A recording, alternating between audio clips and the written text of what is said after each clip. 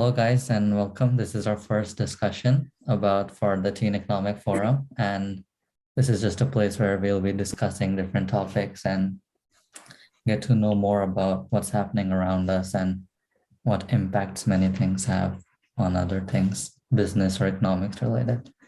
So our first topic, Ethan. So we're joined by Ethan and Ali, and we go to the school together. Hello. So yeah. And Ethan has no camera. Hello. Morning. Turn it on. So All right, so I can go first. Yes. Yeah. All right, so I chose to talk about how the business model of the gaming industry is starting to change, especially between Microsoft and Sony. And as we all know, the console war between Xbox and PlayStation has been going on for a really long time. Most recently with the Xbox Series X and Series S, I believe, and with the PlayStation 5. But this model of just selling consoles is no longer the most important thing for Microsoft and Sony, who still want to be the giants in the gaming industry. So one way of how it's changing is through acquisitions. And this has become the main strategy for Microsoft and Sony, who are now starting to purchase video game developers in order and trying to make them exclusive on their own consoles. So, for example, Microsoft has been buying a bunch of video game developers. They bought Activision Blizzard for 60 billion euros, and they make Call of Duty, the Call of Duty series. Now they have Minecraft and Call of Duty, so all the big games.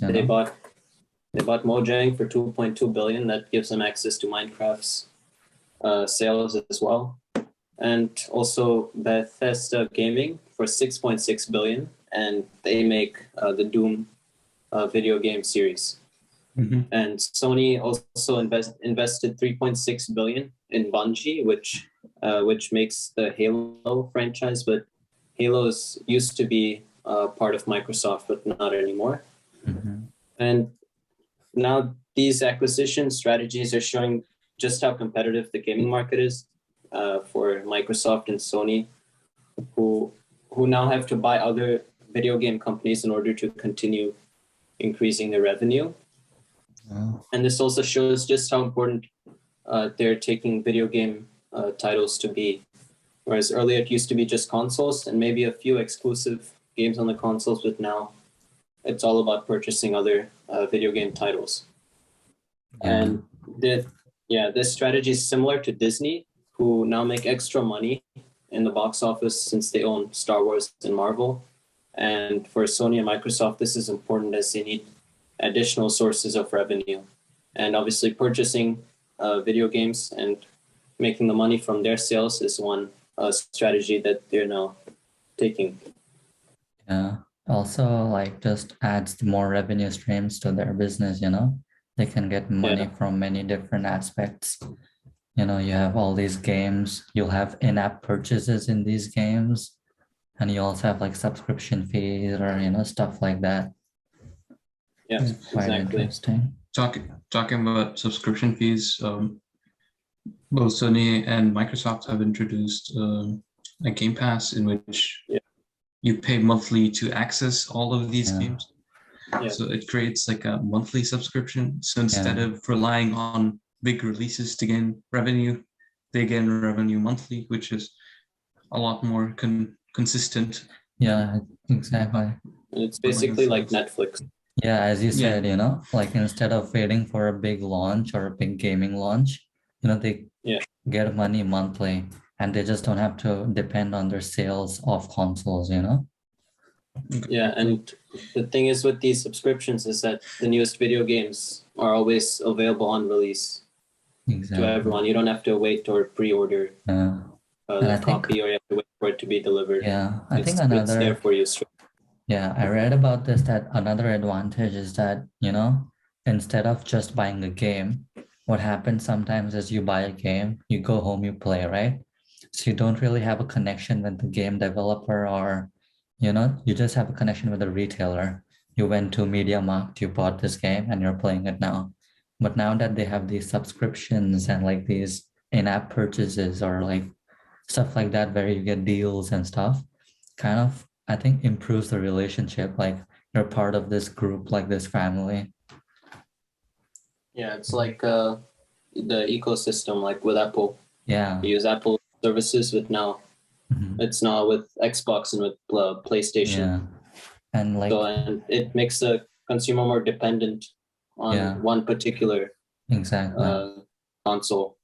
And as you said with Apple, I saw Nintendo do this a couple weeks ago when they released like this Nintendo. There was the Nintendo Direct where they give some information about their new releases. It's like Apple sometimes what they're known for doing is they create their own problems and then they solve it later. Yeah. So what Nintendo did is they didn't really release any Mario Kart maps or like racing courses. So they had the same like like 10 or 20 maps and they just kept using them.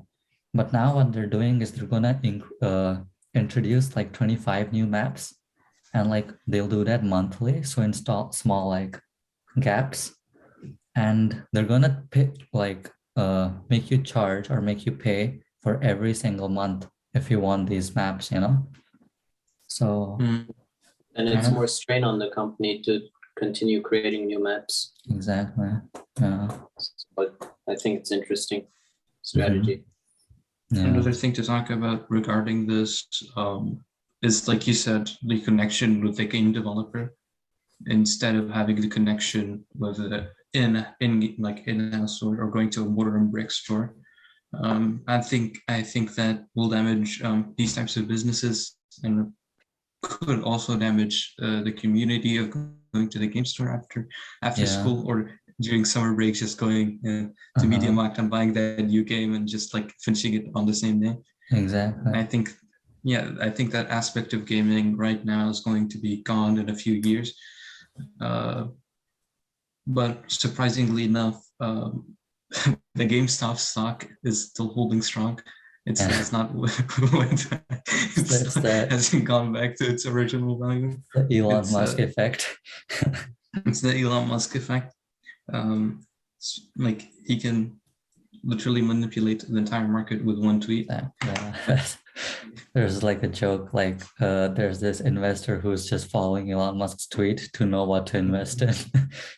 Yeah, but I think this shift is a bit worrying since we now rely on marketing in the market rather than economic knowledge. And I think this subscription thing for gaming has a lot of potential because for something like Netflix, which also is a subscription-based platform, you have movies or series which you'll watch. A movie will be 2 hours long. You'll watch that movie. You probably won't watch that movie again or like more times. But with a game, you'll keep playing that game, for like 10 hours a week to 20 hours a week if you enjoy it a lot.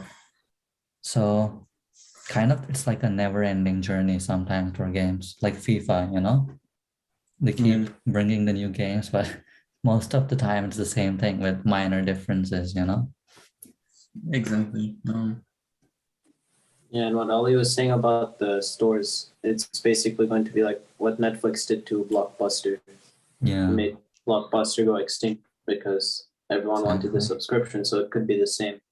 It's for like stores that only sell video games like GameStop. Like in India now, the Indian film industry is very big, right? Hindi film industry. So they used to have like movies in theaters all the time, they never had to think twice about if they want to release a movie in the theater or online. It was always theater because you generate more money.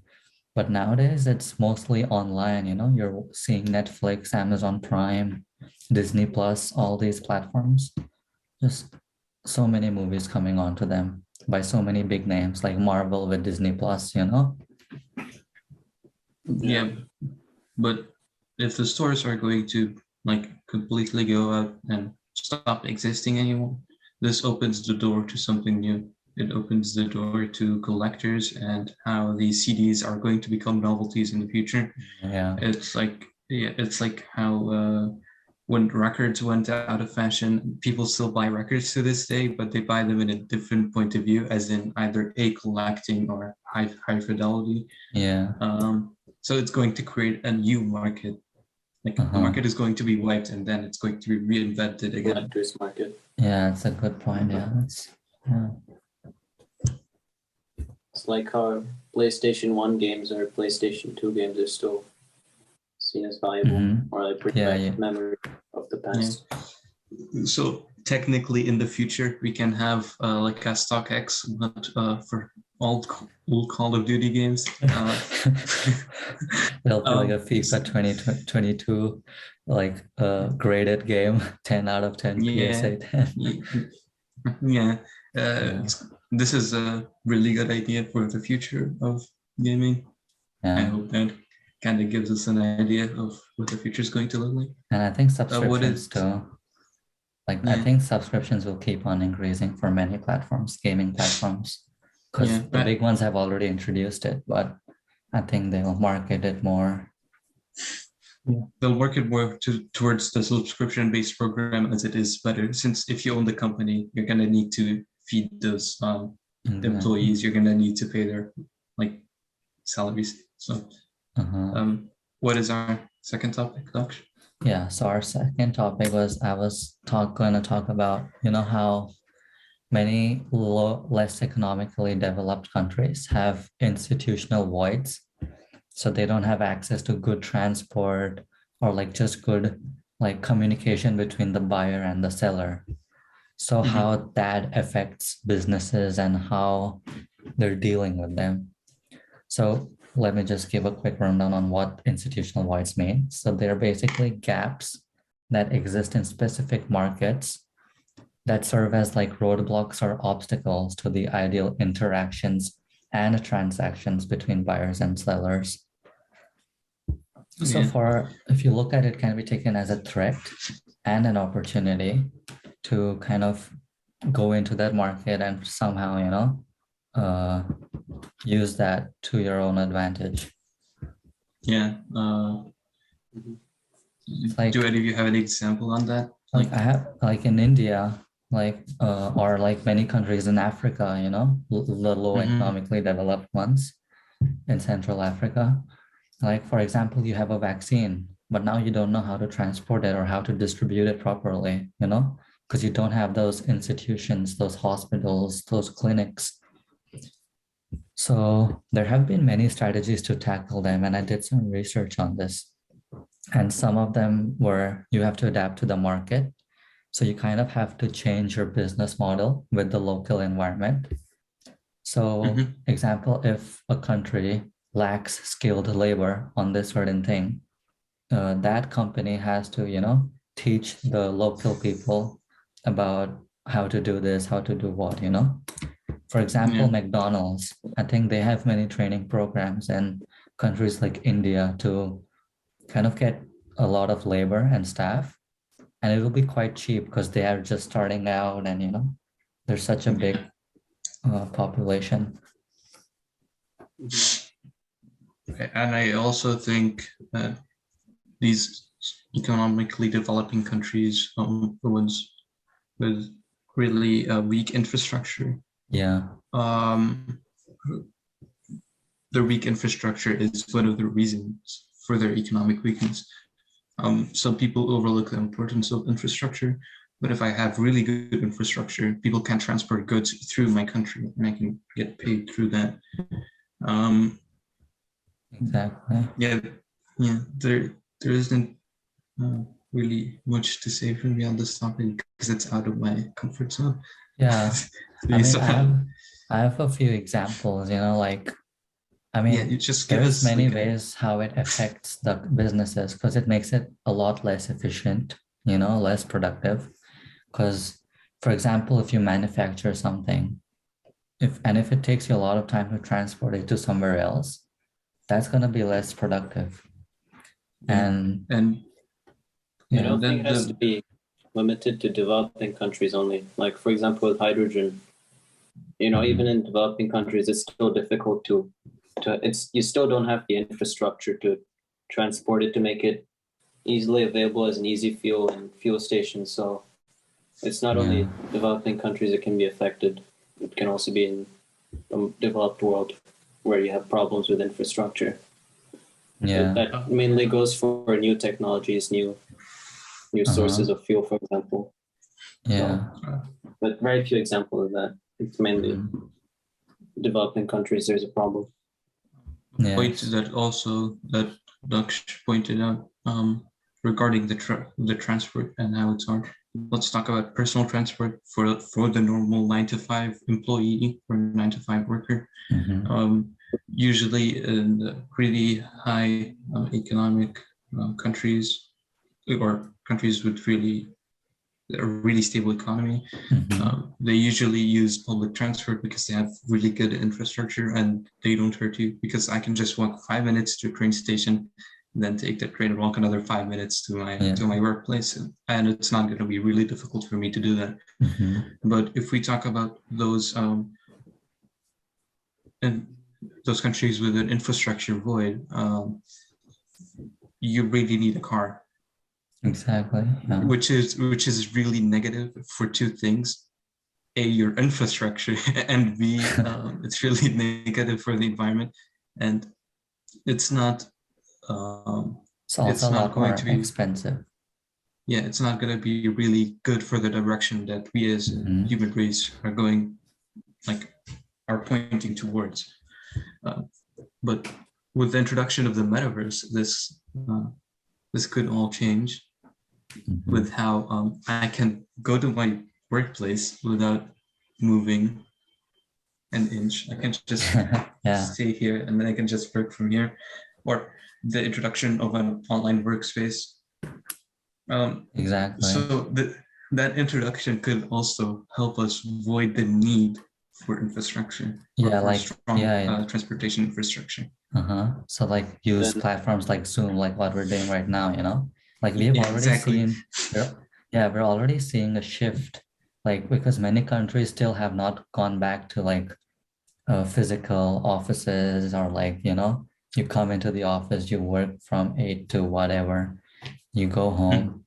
Right now, they're still carrying out with Zoom. And I think right now, many companies like PwC, PricewaterhouseCoopers, have started to give their employees contracts where they have to work from home, It's a more efficient and saves a lot of money.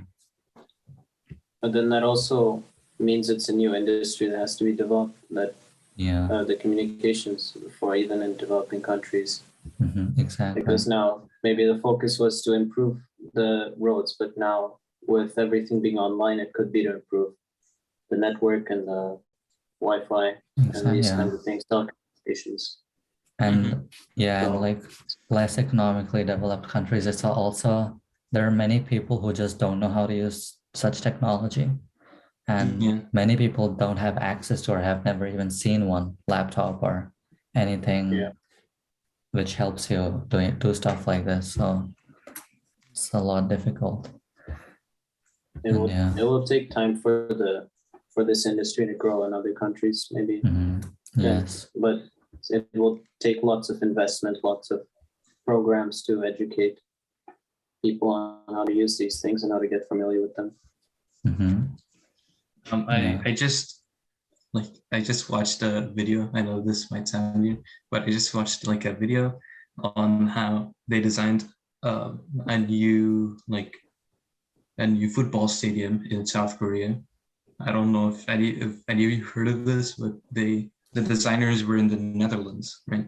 And they created a fully 3D model, like a full 3D model, in which you can see the stadium. Like you can go inside of the model.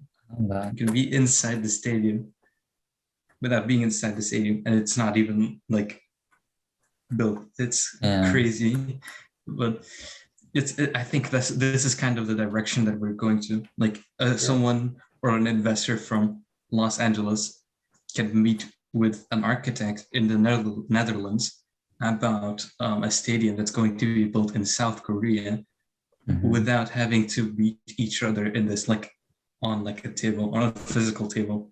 They can just like can be talk to each Exactly. Yeah. So I think technology is really important, and also globalization, I think. Because you see Yeah. companies like Nike, Coca-Cola, who have exploited less economically developed countries really well and are using to their benefit. And they have, I think, done this by substituting private information and kind of filling the information gaps themselves instead of relying on other people. So if there's this transportation kind of obstacle, they'll tackle it themselves. They won't rely on anything else. And I think you need a big market, or like uh, kind of like a cushion, because a small company can't do that. A startup can't do that. It has to be a Obviously. big multinational company. It's like how Tesla expanded into Europe with the Gigafactory Yeah. rather than just relying on the US. Yeah. I saw there's like a post that they're hiring people to paint the Gigafactory because it's very big and they can't get enough painters. So yeah.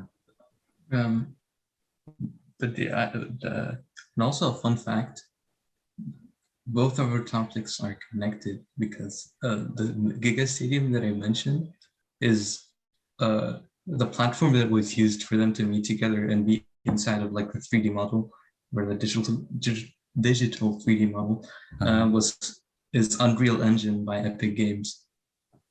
So technically, the gaming industry is currently leading both the gaming and engineering industry. Yeah. So it's really weird to think about, but Yeah, really I think weird. But the I two are think linked. yeah. So yeah, I think that's it for our discussion. Two very good topics. I think if anyone has anything to add or to say to end, then yeah, more than welcome to. But I think it was great for a first discussion, and yeah, we'll definitely get bigger, probably get more people in if they want to. But right now, I yeah. think it's great. Yeah, it was great. Ethan and the claps there. Okay, thank you. Yeah, I'm applauding.